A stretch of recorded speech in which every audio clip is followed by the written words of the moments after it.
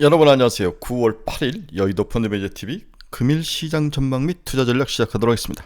즐겁지 않는 아침이 밝았습니다. 네, 어제에 이어서 애플발 여진이 지속되고 있다. 생각보다도 여진이 좀 강한 것 같아요. 여기다 화웨이 메이트 60 프로라는 새로운 어떤 화웨이 핸드폰이 나왔는데 7나노를 사용했다는 거죠. 7나노면 굉장히 고급, 나름대로 고급 기술인데 이걸 쫓아왔다는데 어떻게 쫓아왔느냐, 하우, 이게 굉장히 중요한데 중국의 애국심들이 합치면서 애플에게 충격을 가하는 그런 모습. 그렇다면 애플이 중국 시장에서 고전을 한다면 인도, 아시아, 유럽, 또 미국 본토에서 또 삼성과 싸움을 해야 되는데 오히려 삼성에게는 부정적인 요인이 될 가능성. 삼성의 마케팅력이 애플을 따라갈 수 없는 건 사실이죠. 이러한 것들이 향후에 어떤 모습으로 삼성전자에 비칠지 고민이 되는 그런 아침이다. 또한 두 번째로는 중국이 애플을 먼저 속된 표현을 두들겨 패고 있는데 그 다음은 테슬라도 또 두들겨 팰 가능성이 높아 보인다. 그렇다면 양대 얼굴인 애플과 테슬라를 두들겨 팬다면 우리나라 2차전지 시장은 오늘 100만원이 깨질 가능성이 높아 보인다. 100만원 깨지면 저는 80에서 70만원까지 빠지는 건 시간 문제라고 하죠. 100만원이 깨지면 일단은 매수가 들어올 수도 있지만 매도가 더 쏟아질 가능성, 공포, 패닉 세일도 예상을 해야 된다. 따라서 2차전지 양극재를 들고 계신 분들은 특히 에코프로에 대해서는 주의할 필요가 있다. 좀 걱정이 앞서죠. 저 입방정들로 시장을 올려서 만약에 좀 부드럽게 갔더라면 상승과 하락의 요인들이 서로 충돌하고 의견을 싸움을 하고 갔으면은 저렇게까지는 충격이 덜할 건데 만약 충격이 더 가해진다면 올라갈 때도 충격이지만 내려갈 때도 피해자들이 양산이 될 것이다. 그 피해자는 고스란히 우리 주린이들이 다 받는다는 게 제일 문제죠. 저는 박순혁 씨나 선대인 씨나 이런 사람들 공격을 많이 하는데, 저는 제 30년의 경험으로 봐서는 항상 좌우 날개가 장점도 있고 이걸 또 공격하는 단점도 있고 이렇게 해서 시장에게 정확한 정보, 양쪽 균형 있는 정보가 필요한데 너무 한쪽으로 쏠리면서 문제가 크게 발생을 했다. 이러한 것들이 좀 걱정스러운 아침이다. 이렇게 봐야 될 것 같아요. 생각할 게 무척 많은 주말 아침 시장이 밝아왔습니다. 구독, 좋아요 많이 눌러주십시오. 금일 주가를 보면 다우는 0.17, 나스닥 0.89, S&P 500 0.32 하락을 했죠. 이렇게 나스닥도 초반에 빠지다가 이제 살짝 돌려놨는데 많이 돌려놓지는 못했다. 그러나 이제 우리가 생각하는 것보다는 여진이 그렇게까지 강하지는 않지만 언제 애플발 여진이 잠잠해질 거냐, 이건 정치적인 문제라는 거죠. 경제 펀더멘탈적인 문제라면 기다리거나 뭔가 예측이 가능한데 미국의 월가가 제일 싫어하는 것은 정치적이나 불확실성, 언클리어한 거, 뭔가 논리적으로 추론이 안 되는 게 제일 주식시장을 갉아먹고 충격을 가하는 거죠. 불확실성. 그게 지금 시장에 나타났다라고 봐야 될 것 같습니다. 금일 시장 포인트로 보면 애플의 주가 하락, 금리는 다행히 하락을 했습니다. 유가도 좀 살짝 하락을 했고 반대로 달러가 강세로 가는 그런 모습, 이렇게 좀 분리돼서 나타났습니다. 화웨이가 출시한 메이트 60 프로는 미국의 고강도 재질 속에 첨단 반도체 7나노 공정 프로세스가 적착돼 충격을 줬다. 미국 노동부에 따르면 주간 실업보험 청구 건수가 13,000명이 감소해서 21만 6천 명. 이것도 이제 긴축을 지속할 수밖에 없는 그런 가능성. 11월에 금리를 올릴 가능성을 45%까지 올라왔던 거예요. 반 이상이 20%대에서 40%대까지 올라오면서 한 번 더 긴축이 있을 것 같다는 그런 두려움으로 미국 달러 강세, 금리가 지속적으로 오르다가 오늘만 살짝 또 빠지는 모습이 나타났는데 아주 불안한 요소들이 지속되고 있습니다. 자, 중국이 또 비료 수출도 금지를 했어요. 비료에 필요한 요소죠. 요소 수출을 금지를 했는데 오늘 한국 비료 관련 주식들은 또 상승으로 가는 이상한 잡주들의 시장이 상승할 가능성이 높아 보입니다. 골치 아픈 여러 가지 요인들이 서로 섞여 있는 그런 아침이 밝았습니다. 금일 시장 키포인트 한번 봅시다. 미국 주간 실업보험 청구 건수 21만 6천 명, 3월 이후 최저. 유로존 2분기 GDP를 0.3에서 0.1% 하향 조정. 세인트루이스 블러드죠. 그 유명한 블러드 인플레이 지속, 추가 긴축 필요. 이제 전 센트루이스 연은이가 지금은 나가 있죠. 중위안화 가치 2007년 이후 최저. 지금 이게 중국의 위안화의 가치가 약세인 모습이죠. 1달러당 거의 6.8위안씩 하다가 지금 7.3위안까지 중국의 위안화가 약세로 돌아섰는데, 이제 뒤에서도 이야기했지만 엔화의 약세는 일본 경제의 플러스 요인으로 작용하는데 중국의 위안화 약세는 반대라는 것. 이건 경제 펀더멘탈에서 문제가 있는 것으로 발견이 되면서 충격을 주고 있고, 일본의 위안화 약세는 오히려 일본 경제의 튼튼함과 미국의 무기나에서 이루어지기 때문에 서로 다른 약세라도 서로 다르다는 거죠. 자, 뒤집어 보면 뒤에서도 이야기했지만 일본의 엔화 약세가 결국 한국으로 들어오는 주식 자금을 끌어가고 있다, 이렇게 보는 면도 굉장히 강한 거죠. 최근에 한국에 외국인 주식 자금이 들어오지 않고 빠져나가는 가장 큰 원인은 엔화 약세 요인이 있다고 봐야 될 것 같아요. 저는 그렇게 보고 있습니다. 뒤에서 잠깐 나눠드리도록 하겠습니다. 어제 주식시장에 상승하는 것은 비만 치료제밖에 없죠. 일라일릴리아와 노보로디스크밖에 상승하지 않았는데 2032년 94조 원에 이를 것이다. 한국도 오늘도 비만 치료제 관련 종목만 올라갈 가능성, 그 다음에 의료 AI 이쪽도 따라서 올라가는. 그래서 오늘은 제약바이오가 한국 시장에서 유일하게 잘 버틸 수 있을 것이다. 반도체, 로봇도 다 이익신. 어제는 윗꼬리 달고 내려오면서 충격을 좀 줬는데 오늘도 그러한 모습. 오늘 아예 하락으로 갈 가능성이 아침부터 높아 보입니다. 중국 비료업체 요소 수출을 중단을 지시했다. 중국은 참 대국스럽지 않는 쪼잔함. 그렇죠? 그러냐 우리나라 젊은이들한테 멸공이라는 단어가 통하는 거죠. 이런 뭔가 세상을 경영하는 방법이 참 쪼잔한 것 같습니다. 억만자자 투자자 쿠퍼맨, 뭐 누군지는 모르는데 고유가의 에너지주를 매입하고 있다. 디즈니가 최고점 대비 60%나 하락을 했죠. 차터와 미국의 이제 우리 같으면은 유선 케이블 TV 방송 중에 차터라는 회사가 있는데 이 회사와 갈등이 일어나면서 박살이 난 모습이 나타나고 있습니다. 미국 내 가입자 2인 차터 커뮤니케이션, 원래 이름은 차터 커뮤니케이션은 자사 스펙트럼 TV에 디즈니스 ESPN을 포함한 채널을 제공하지 않겠다고 며칠 전에 발표를 했죠. 양사는 그동안 디즈니 채널 공급을 놓고 협상을 벌이고 있었지만 원만하게 진행되지 않았다. 차터 측은 디즈니에게 송출 대가를 과도하게 요구했다고 주장했다. 디즈니 측이. 이 갈등의 핵심은 디즈니가 궁극적으로 ESPN을 온라인 스트리밍으로 직접 제공하려는 움직임이 일어나면서 지금 제공하고 있는 그 플랫폼인 차터 커뮤니케이션이 당연히 자기들도 뭔가 방어 수단이 있어야 되기 때문에 ESPN을 끊어버리겠다는 이야기를 한 거죠. 이렇게 하면서 디즈니 주가가 이렇게 하락하는 110달러 정도에 있다가 80달러까지 하락을 했으니까 충격이 크죠. 이 문제가 디즈니 주가 하락의 가장 큰 원인으로 발생을 하고 있다. 이 이야기를 하고 있습니다.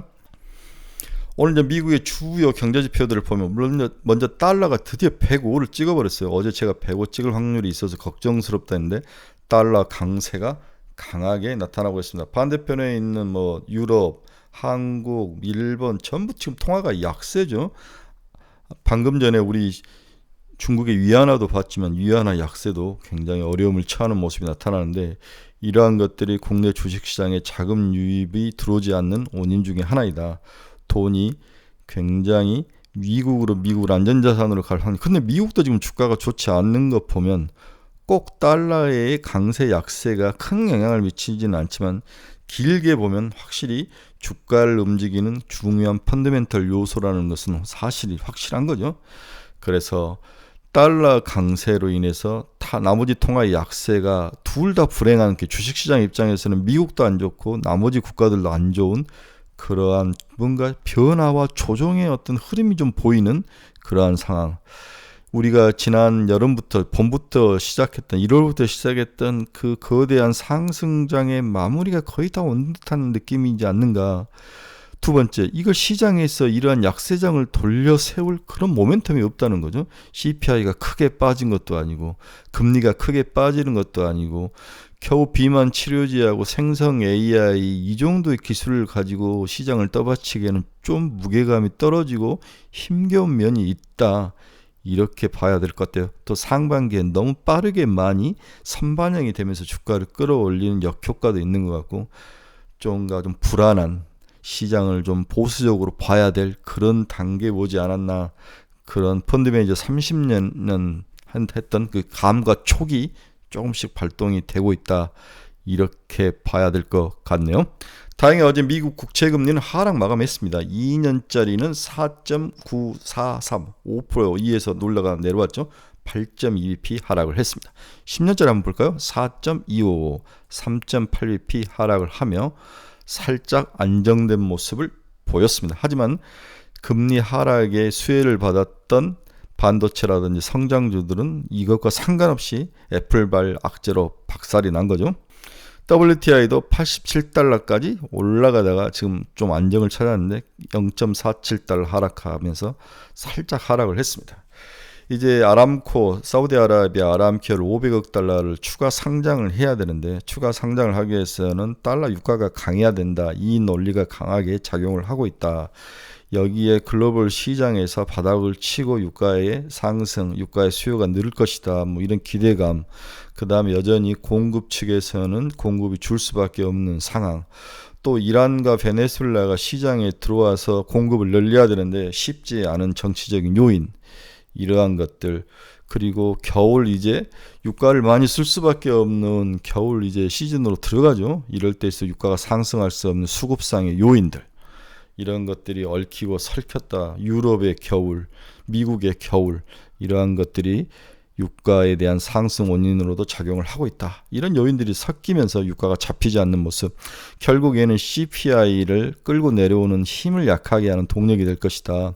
이렇게 된다면 긴축에 대한 공포는 지속될 가능성이 높고 글로벌 시장에서 유가 상승은 비용을 상승시키죠. 기업들의 이러한 것들이 악순환으로 작용하면서 기업들의 실적을 갉아먹을 가능성. 이러한 기본적인 누구나 다 하는 서큘레이션 순환에 대한 공포감은 좀 있습니다. 네, 금선물은 0.12% 하락. 테슬라는 0.14% 하락했네. 251달러. 애플은 2.76% 하락하면 177달러. 엔비디아도 1.67% 하락했네. 462.74달러. 네, 엔비디아는 그렇게까지 많이 하락을 하지 않는데 매일매일 애플과 함께 같이 조금씩 흘러내리는 약세의 모습을 보여주고 있네요. 이제 애플발 하락은 이제 TSMC에게 유탄을 던져주는 거죠. 네, TSMC가 깎아서 만들어 주는데 누군가가 만든 SMIC, 중국의 SMIC라는 비메모리 가공하는 회사가 있는데 실력이 12나노까지는 충분히 가능할 것 같은데 7나노까지 왔는데 걔들이 만들었다는 거죠. 걔들이 뭔가의 장비를 몰래 수입해 와서 만들었다라고 이야기를 해야 될 것 같아요. 장비가 어디에서 들어갔는데 누가 그 장비를 제공했느냐 뭐 이런 것들이 중요한데 메모리 반도체는 깠더니 SK 하이닉스가 화웨이에 들어가 있어요. 네, 화웨이 메이트 60에는 메모리는 SK 하이닉스가 들어가 있어요. 비메모리를 누가 가공을 해줬느냐 이게 중요하고 그 장비를 어디서 구입했느냐 여기에 대해서 끊임없는 루머와 첩보전이 아주 활발하게 일어날 것 같아요. 일단 TSMC가 유탄을 맞았습니다. 어제 잘 버텼던 마이크로 테크놀로지도 하락을 했네요. 우리나라 삼성전자 어제 큰 변화는 없었는데 오늘은 좀 유탄을 맞을 확률이 높아 보여요. 메타 플랫폼스도 0.58% 하락. 러블록스 1.07% 하락. 비트코인은 살짝 오르습니다. 0.84%. 25,000달러에 도달하니까 사자가 조금씩 나오는데 생각보다도 박스권이 내려와 있는 모습, 쉽게 올리기는 힘들 상황이 연출될 것 같습니다. 오늘 첫 번째 우리가 생각해 봐야 될 것은 엔화 약세가 국내에 외국인 자금 유입에 걸림돌이 되고 있다. 이 부분을 제가 첫 번째로 키워드로 어제 잡아놨죠. 엔화 약세, 한국 경제 대비 일본 경제의 상대적 호조를 부각시키고 있다. 이 엔화 약세가 일본이 한국 경제 대비 상대적으로 호조를 보이고 있다. 이제 한국의 GDP 성장률이 일본마저도 따라가지 못하는 거죠. 이 정부 좀 정신 좀 차려야 될 것 같아요. 달러 엔 환율이 지난해 9월 이후 가장 높은 수준인 147.5엔 수준까지 상승했죠. 일본 정부의 구두갭이 나오고 있지만 지난해와 같은 실갭이 나타나지 않고 있죠. 의도적으로 엔화 약세로 몰고 가고 이걸 미국이 용인해주고 있다는 거죠. 최근 엔화 약세 배경은 미 연준의 통화정책 불확실에 따른 국채금리 상승과 중국 부채 리스크에 기인을 하고 있다. 이러한 엔화 약세 흐름에 대한 시장의 반응은 지난해 9월과 다른 상황을 보여주고 있다. 지난해의 경우 엔화 초약세 현상을 일본 경제 위기로 보는 시각이 있었다면 지금의 엔화 약세 현상에 대해서는 일본 경기에 긍정적 영향을 미치는 시각으로 글로벌 시장이 보고 있는 거죠. 그리고 실질적으로 수출이 잘 되고 일본 기업들이 경쟁력을 회복하고 있는 모습이 나타나고 있죠. 그런 면에서 현대차하고 기아차가 올라가지 않는 가장 큰 이유 중에 하나에도 자동차 산업 싸움에서 쉽게 승리가 안 된다는 거죠. 밀리고 있다. 이를 반영한 미 국채금리 상승과 중국 경기 리스크 부각에도 불구하고 일본 니케 225 지수는 8년을 연속 상승하는 그런 뜻밖의 랠리를 지금 이어가고 있다. 일본이 확 불타오르고 있는 거죠. 그 뒤에는 일본 엔화 약세, 미국의 용인, 그 다음에 엔캐리 트레이딩으로 나갔던 돈들이 일본으로 들어오는 거죠. 들어와서 엔화 약세의 수혜를 얻고 싶은 거죠. 이렇게 자금이 지속적으로 들어오는데 한국에서도 자금이 빠져서 일본으로 간다는 거죠. 이러한 것들이 한국 주식시장에는 부정적인 요인, 악재이지만 일본 주식시장에는 반대로 호재이다. 물론 일본은 선진국 시장으로 편입이 되어 있고 한국은 이머징 시장으로 편입이 되어 있는데 이 경계감이 이제 무너지는 거죠. 액티브 펀드에서는 아무 경계가 없지 않습니까? 패시브 시장에서는 경계가 있지. 그래서 그동안 일본에서 약세를 보였던 반도체, 자동차들이 올라가고 한국에서는 이러한 종목들이 빠져나가는 모습들이 시장에 노출이 되고 있습니다. 지금 가장 큰 충격을 받은 것은 한국과 대만 기업들이죠. 네, 일본 기업들에게 지금 당하고 있다, 이렇게 봐야 될 것 같아요. 외국인 순매수가 이렇게 하락을 하는 거죠. 네, 이렇게 하락을 살짝 올라오긴 했지만은 매도 대비 매수가 0을 이하했다는 것은 매도가 훨씬 크다는 이야기를 해주고 있습니다. 일본인의 외국인 주식 순매수가 이렇게 올라가는 거죠. 네, 일본인의 외국인 자금이 이렇게 들어오고 있습니다. 이 돈이 어디서 왔을까? 엔캐리로 밖으로 나갔던 종들이 다시 일본으로 컴백하는데 우리나라에서 돈이 빠져나간다는 거죠. 한국은 코스피 지수와 유가가 서로 반대적인 움직임을 많이 보이는 거죠. 유가가 올라오면 코스피가 하락하는 모습이 많이 나타나고 있습니다. 반대로 유가가 상승하면 코스피가 하락하고 유가가 빠져야 코스피가 올라가는데 현재 유가가 상승을 하면서 코스피가 약세인 모습. 그 다음에 외국인들의 자금이 조금씩 빠져나간 거죠. 네, 개인도 좀 빠져나가고, 그렇죠? 기관은 확실히 밀어버리고, 이제 외국인은 살짝 올라오고 있는데 이게 이제 그렇게 많이 올라오니 끝이 살짝 내려오고 있는 모습이 보이는 거죠.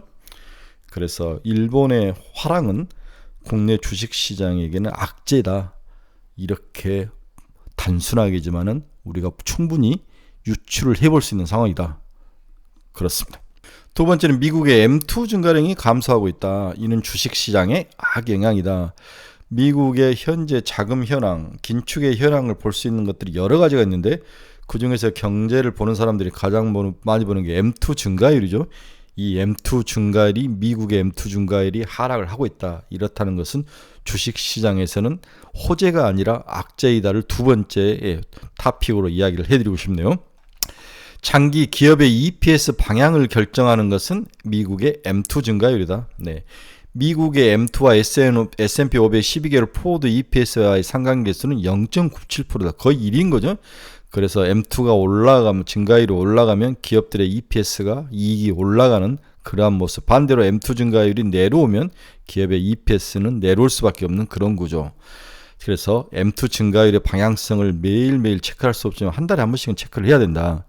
장기적인 EPS의 방향은 통화량이 결정한다. 이렇게 의미를 해석해야 될 것 같아요. 연방준비은행의 총 자산은 미국 국채 위주로 지금 감소하고 있으며 상업은행 총 대출도 역시 여전히 YY로 5% 증가하고 있으나 YY 증가율은 소폭 감소 중에 있다. M2 통화량이 감소하며 기업 실적이 급격히 개선될 가능성은 낮아 보인다는 게 이제 시장에서는 문제이다. 이렇게 보는 거죠. 악재일 때는 악재 원인을 한번 찾아봐야 되는데 애플이라는 중국 시장에 두들겨 맞는 그러한 눈에 보이는 요인도 있지만 결국 기업 EPS를 결정하는 미국의 M2 증가율이 주춤하고 있다. 여기에 상업은행의 총 대출도 주춤을 하고 있다. 이것도 악재 중에 하나이다. 펀더멘탈이 바뀌고 있다는 거죠. 그래서 12개월 포워드 기업의 영업이익과 M2가 서로 같이 가는 모습이 나타나고 있다. 최근에 이제 꺾이는 모습이 이렇게 나타나죠. 미국이 연준이 국채 위주로 연준의 대차 대표를 줄이고 있다. 그렇죠. 국채가 이렇게 줄이고 있는 모습이 나타나고 있습니다. 미국 총상업은행 대출 증가율도 하락을 해서 더 늘지 않고 있는 모습, 하락을 한 이후에 추가로 더 크게 하락을 하고 있지만은 증가하고 있지는 않다. 모두 다 돈을 지금 쪼이고 있다. 이렇게 보는 거죠. 이것들이 향후 미국 기업 EPS에 악영향을 미칠 가능성을 한번 우리가 지켜보고 살펴봐야 될 것 같습니다. 이제 금요일이니까 다음 주 투자 포인트를 보면 14일 날 22 통화정책회의가 있다. 미국 8월 CPI가 13일 날 발표가 되죠. 네. 기대 인플레이션은 11일 날 15일. 소매 판매, 산업 생산 등도 발표가 곧 있을 것이다. 중국 부양책 약발과 한은 선물 옵션 동시 만기일도 있다. 이런 것들을 한번 잘 보고 다음 주는 역시 CPI, 이게 이제 가장 큰 핵심일 가능성, 이 부분이 시장에 나와야 되는데 이게 생각보다 안 꺾인다면 시장에 이런 약세를 돌려세울 첫 번째 카드가 없어지는 거죠. 결론 한번 봅시다. 애플발 주가 하락이 여전히 지속 중이다. 그러나 이것은 오래가지 않을 것이다. 저는 문제는 오히려 화웨이 기술 진보에 있다. 이게 이제 국내 주식시장, 국내 삼성전자나 SK하이닉스에 어떤 영향을 미칠 것이냐. 이게 이제 중요하죠. 화웨이가 잘 팔린다는 것은 SK하이닉스한테는 플러스죠. 왜 그러냐면 여기에 들어가는 메모리 반도체를 SK하이닉스가 내니까요. 애플이 중국에서 고전을 한다면 결국 유럽, 아시아, 인도 시장에서 삼성과 더 치열하게 싸워야 하는데 삼성의 타격이 장기적으로는 더 걱정이다. 화웨이가 출시한 메이트 60 프로는 향후 어떤 경로로 장비가 입고되는지에 대한 정치적 이런 싸움이 있을 것이다. 중국 SMIC가 비메모리 분야를 담당했을 거로 보이는데 이게 정말 사실이라면 상당히 실력이 올라간 거이고 향후에 삼성전자에게는 위협적인 요인이 될 것이다. 이렇게 보는 거죠. 오늘 결국 TSMC가 이제 미국 전일 시장에서 유탄을 맞았는데 오늘 삼성과 SK하이닉스는 어떤 모습으로 나올지. SK하이닉스는 제가 봐서는 플러스인데 삼성이 좀 유탄을 맞을 확률이 높아 보입니다. 자, 전일 너무 빠른 시장 변화와 윗꼬리 달기가 특징적인 모습으로 나타나는데 금일도 이러한 단타 투자 시장이 지배할 것이다. 단타 투자 시장. 비만 치료제 관련 기업은 여전히 좋고 어제 이제 일라이닐리와 노브로디노스크 발음도 하기 힘든 노브로디노스크, 네, 이 기업의 주가는 좋았다. 우리나라 의료 AI, 루니, 뷰너, 딥노이드 이런 회사들이 꺾이지 않고 지속적으로 어제 상승을 모습을 보였는데 오늘은 어떤 모습을 보일 것인가. 일부 로봇주들은 강세의 모습을 보이고 우리가 그렇게 사랑했던 레인보우 로보틱스가 19만 원에 딱 안착을 시켜놨는데 오늘 어떤 모습을 보이실 것인가. 어제 일부 반도체는 주가가 하락을 했지만 또 일부 반도체는 주가가 상승을 하면서 끝이 났는데 오늘은 또 중국발 애플 타격이 우리나라 반도체 기업에게 어떤 모습을 보일지 한번 봐야 될 것 같아요. 화웨이가 살아난다는 것은 새로운 반도체 관련 어떤 소재라든지 어떤 장비들이 좋을 수 있는 가능성이 있는데 심리적으로 센티적으로 중국이 좋은 것은 한국에는 원활하게 좋지 않을 가능성이 있기 때문에 중심 잡기가 매우 어려운 하루가 될 것이다. 중국의 애플 다음에는 테슬라를 노릴 가능성이 높아 보인다는 이야기도 시장에 이야기되죠. 에코프로가 100만 원이 깨진다면 충격이 클 거로 저는 보고 있는데 우리 에코프로를 가지고 있는 친구분들이 여기서 결정을 잘 해야 될 것 같아요. 오늘 살짝 올라오면 저는 30%는 일단 덜어내자. 물론 120만 원, 130만 원, 140만 원 물려있지만 일단 30%는 덜어내고 플레이를 하자. 시장의 약세 흐름을 돌려 세울 미중 간의 모멘텀은 약세 흐름을 돌려 세울 모멘텀 미중 간의 정치적 화해뿐인데 언제 어떻게 화해를 할지 알 수 없다. 이 불확실성이 시장의 가장 큰 적이다.